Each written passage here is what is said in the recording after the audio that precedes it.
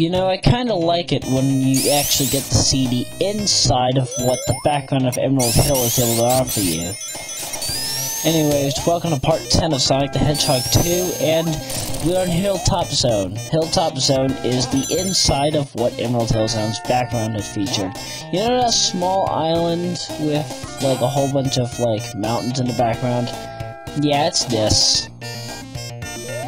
And, honestly, I don't know what those mountains in the background are supposed to be. I'm figuring they're supposed to be, red rocks, sort of like how, I noticed, like, this one national landmark that features stuff, I think it was in Utah. Again, I can't remember this off the top of my head. But, yeah, there were these kinds of mountains that look like this. I don't know if they're called the Red Mountains. But they featured these kinds of rock designs, and found it pretty interesting, but by today's standards, I can't really say a thing. Oh yeah, whatever you do, don't drop from the don't jump from the top and then land in the fire, cause there's this one glitch where Sonic will, like, fall right into the fire and he'll immediately die. I don't know what it is to cause that glitch, but it's just there. And as you just saw, I did a looping glitch. I honestly don't know how that works. But yeah, I was, like, right when I was about to go and destroy those blocks, I held down, and somehow I ducked right on top of the destroyable blocks. And how the duck did I just do that? I did not know that I could do a spin dash jump and go right on the top of that hill. Wow, the more you know, right? And again, this is like after 1.5 months of not watching the Roz. I tried doing commentary on this back in, what was it, like... Yeah, it was like early March. This was like before Dr. Robotnik's Creature Capture had come to mind. This was actually the day before Dr. Robotnik's Creature Capture that I had to redo all the Roz, only because apparently they glitched up and I had to redo everything. Again, I don't know how that happened, but it happened.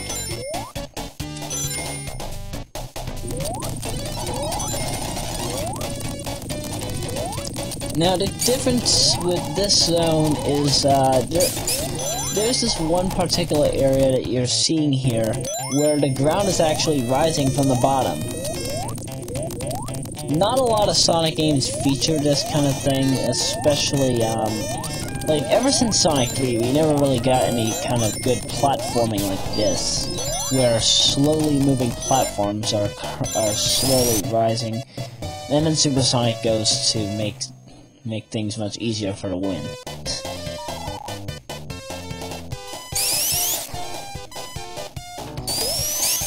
You know, I would like to have that return in a later game, and because I heard that we're getting a reboot, like, there's been this rumor about, like, a reboot of Sonic 1, 2, and 3 in 3D format. I don't know if that's going to be anything interesting, but if it is, I honestly hope that they don't screw it up like they have been with other games in the past. But, I mean, ever since, like, Sonic Unleashed, I think everything's been pretty convincing, right? Sonic Adventure 5 Planetary Pieces definitely gave us a good promise. And again, why are you moonwalking, Sonic? More moonwalking. Swear to God, I'm really not motivated right now, and time for an exclusive level only to the beta, the Wood Zone. Okay, remember how in the Wood Zone that you couldn't go up that loop? Well, now you can. You can go up ramps, you can go up and down stairs, you can notice that there are flowers on every single piece of bar. And there was this one enemy in Hidden Palace Zone, that one that I just killed there. He charges at, so he's pretty much the Motobug, except that he'll somewhat chase you if you're too close. Sort of like the snail enemy from Dust Hill Zone. Yes, Dust Hill Zone is in this game. And the one thing about this particular enemy is that the Triceratops enemy was supposed to be in Hidden Palace Zone originally, and I don't know what happened. It's like when Hidden Palace Zone mock-up photos had been released, I was wondering where this enemy could possibly be in the game. I even checked using the ACLA-ATD4 code from Game Genie, and it wasn't in the original Hidden Palace. It's like they had to find... I'm figuring what Sonic Hedgehog did was he somewhat found the coding in order to import it, or probably just like make a carbon copy of the snail enemy and just redo the animations. But then again, I don't know how that works. I'm not good with Sonic hacking, don't get me wrong. The only good thing that I am well with when it comes to Sonic hacking is probably... I'm gonna probably say, like, layout hacks, but anything else, I just cannot for the life of me do.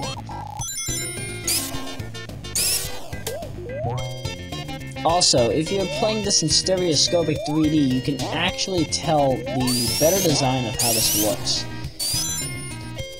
Now, I'm actually watching this right now. I'm not wearing 3D glasses, but I can see the 3D. The foreground and the background are, like, really popping out at me. I don't know how that works. I mean, even if I played Mario 1 on the NES, it seems to give off the same thing, but I'm figuring that's what blast processing is. Stereoscopic 3D graphics without the need of the actual 3D glasses. I think that's what blast processing is. And I'm figuring blast processing also has to do with the engine that they use for every single console that they've ever made. Because, I mean, think of it. Even the Sega Neptune and the Sega CD had to have some kind of blast processing, right? Okay, maybe not the Sega CD and Mega CD, but definitely the Sega Neptune and the Sega 32X had something. They had something for that system.